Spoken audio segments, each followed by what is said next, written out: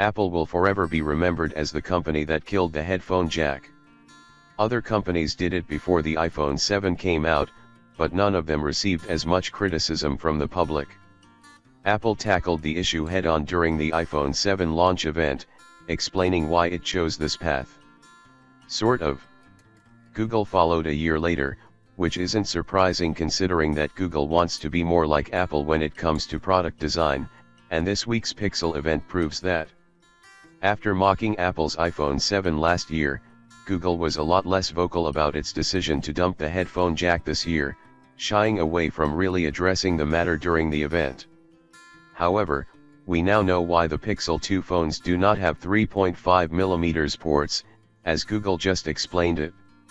Talking to TechCrunch, Google's Mario Queiroz said that Google wants to make all-screen phones.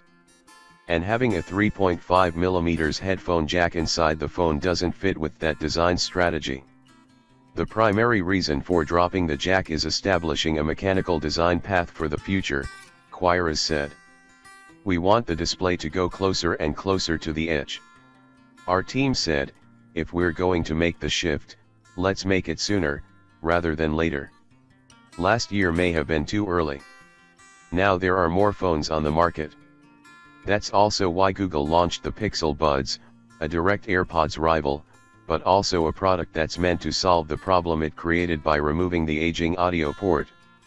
Back in January 2016, some 8 months before the iPhone 7 was actually unveiled, a sound theory explained that Apple wanted to launch all-screen phones in the future, devices that didn't have a home button.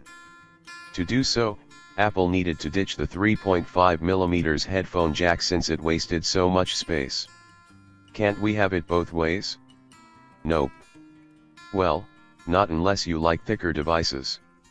Even if you do, Apple and other companies will never consider making bulkier devices just so they can put a 3.5mm headphone jack inside an all-screen phone.